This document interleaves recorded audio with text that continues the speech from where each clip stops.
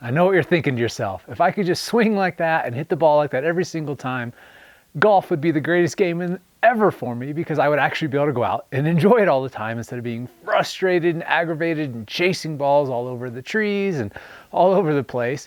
You're getting to see the whole course. You're getting your money's worth, that's for sure. But the reason that you're not hitting the ball like that and you're not playing consistently as well as you should is one reason and one reason only. You're pushing instead of pulling. Well, what on earth do you mean by that?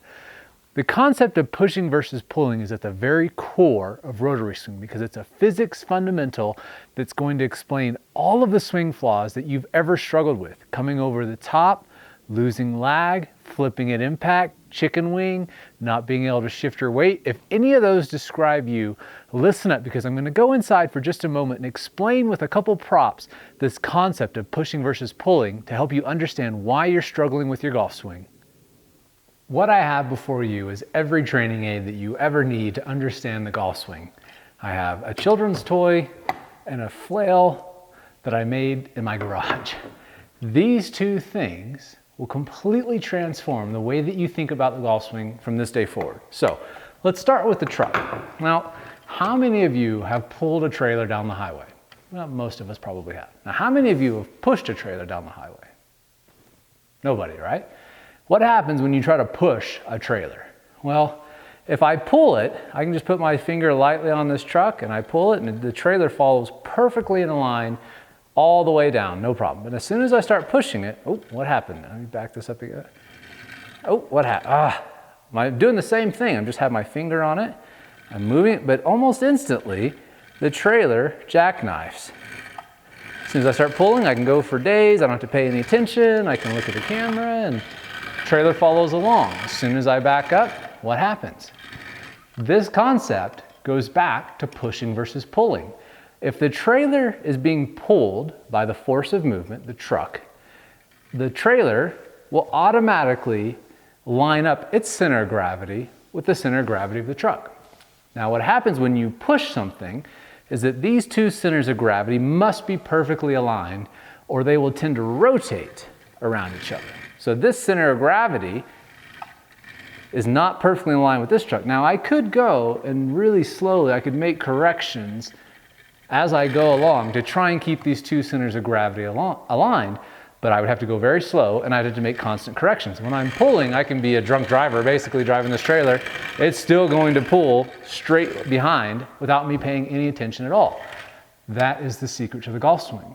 If you're pushing in your swing, you're always fighting against the force of movement. I want everything to work with me. I want things to line up automatically. I want the club to follow my hands. I have to do that by pulling, not pushing. If you start pushing in your golf swing, I talked about how it causes you to lose lag, how to come over the top, the flip, the chicken wing, all of those things, fat shots, thin shots, they all come from pushing. As soon as you start pulling, your golf swing is going to be as easy as pulling this trailer down the road. Now, there's another concept of pushing versus pulling, a physics principle that applies to centripetal and centrifugal force. So as I move this ball and stick around, you'll notice that I don't have to move the stick very much at all, but the ball is moving at pretty good speed. If I whacked you on the head, it's not going to feel very good, right? Now, what type of force am I putting on the stick? Well, I'm pulling. I'm pulling in the opposite direction that this ball is always traveling in. So if the ball is going that way, I'm actually pulling it this way. And if you make one of these at home, you can feel this for yourself. As soon as I try and push, because this cable is slack, the ball, it doesn't work. And the stick's moving all over the place, the ball's moving slow. It's a perfect illustration of most golfers' swings. The stick represents your body, the steel cable represents your arms and club and shaft.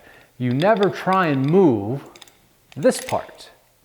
You move the arms, club, and shaft by moving this part. This is way more efficient. I can move this stick very little as long as I'm pulling in the opposite direction that I always want this ball to go. The ball will create a perfect swing plane. Look at that. Look how consistent that plane is. If I tried to make the ball go there by pushing it, it's never once going to hit the same spot twice. Maybe I'll get lucky. Sound familiar with your golf swing? But as soon as I pull and I align myself with the forces of physics, the laws of physics, because Newton is a much better golfer than you are, as soon as I do that, the stick barely has to move. This is why golfers who swing like I do, like a professional, look like we're barely moving, yet we hit the ball a long ways. We're just more efficient and we're working with the laws of physics. Understanding that you should always be moving in the opposite direction that that the club is always moving in is the key to understanding the secret to the golf swing. We're going to explain more about this in the Rotary Swing 5-step system. Did the light bulb go off in your head watching that little demonstration of this simple concept of pushing versus pulling? Now, how does that relate directly to the golf swing? Well, it's really, really simple. Think about the movements that you can do that create the most common swing faults that almost every amateur golfer struggles with on the planet. Let's start with the big one, the over-the-top move.